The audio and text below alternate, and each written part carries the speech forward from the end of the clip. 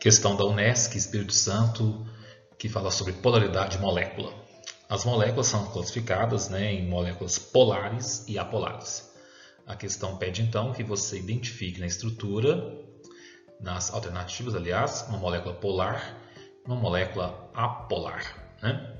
Letra A, O2. A molécula de O2 ela tem geometria linear, portanto aqui os oxigênios são átomos idênticos, puxam elétrons com a mesma intensidade. Esses vetores se anulam, momento dipolar μ é igual a zero. A molécula, portanto, é uma molécula apolar. Quando os vetores se anulam, μ é igual a zero, a molécula é apolar, ou seja, não tem polos definidos. Se nós pegarmos HBr, eu tenho hidrogênio ligado ao bromo. O bromo é mais eletronegativo que o hidrogênio, então ele puxa elétrons com uma intensidade maior. O vetor resultante é para o bromo. Então, nesse caso, μ é diferente de zero e, nesse caso, temos uma molécula polar. Porém, o enunciado não foi respeitado porque você quer primeiro uma molécula polar e depois apolar. Nesse caso é o contrário. Tá bem? E é bom lembrar também quais são os 10 elementos de maior eletronegatividade. Os 10 elementos mais eletronegativos, os 10 elementos que mais puxam elétrons numa ligação química: flúor, oxigênio, nitrogênio, cloro, bromo, iodo, enxofre, carbono, fósforo e hidrogênio. O flúor puxa mais elétrons que o oxigênio mais que o nitrogênio por sua vez mais que o cloro e assim vai.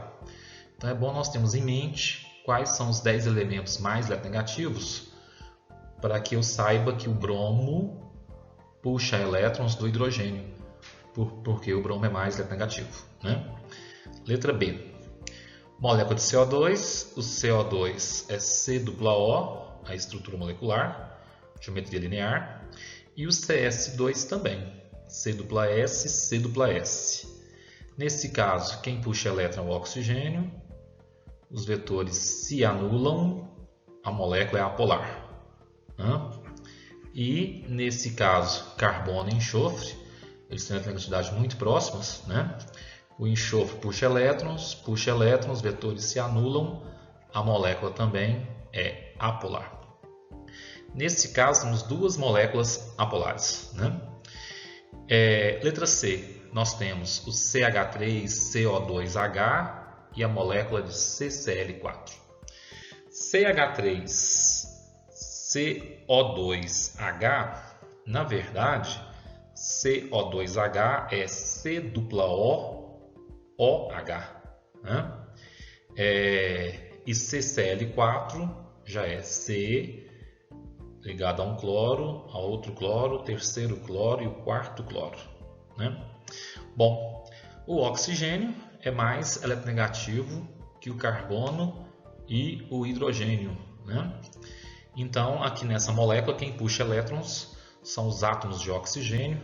Há uma concentração dos elétrons nessa região da molécula, portanto, a molécula é polar. Já nesse caso, os cloros puxam elétrons em sentidos opostos. Então, esse vetor anula com este com este. Logo, a molécula de CCl4 é apolar. Na letra D, nós temos C2H6, C2H6, 2 carbonos e 6 átomos de hidrogênio, C2H6. E, nesse caso, quem puxa elétrons é o átomo de carbono. Então, o carbono puxa elétron aqui, puxa elétron aqui, puxa aqui, puxa aqui. Repare que são vetores opostos, eles se anulam. E também puxa aqui, também se anulam. Portanto, essa molécula é apolar. E BF3? BF3 é uma molécula de geometria trigonal plana. Ela é assim, Então, quem puxa elétrons é o átomo de flúor. Puxa elétrons. Nesse caso, esses dois vetores Aqui dá uma resultante para baixo, que anula com este. A molécula também é apolar, né? Bom, como a questão que é uma molécula polar e apolar, nós já temos a resposta, né? A letra C deu uma molécula polar e uma molécula apolar, ok? Porém, falta verificarmos a letra E. Letra E, nós temos a molécula de água. A molécula de água, né? Molécula famosa, de geometria angular. Está aqui o H2O. E o C2H5, nós vamos ter o carbono ligado aos hidrogênios, ligado ao grupo OH. Então, cada quininha aqui tem um átomo de hidrogênio, aquela ligação química, né? Como o oxigênio é um átomo muito negativo, nessa região vamos concentrar os elétrons da molécula.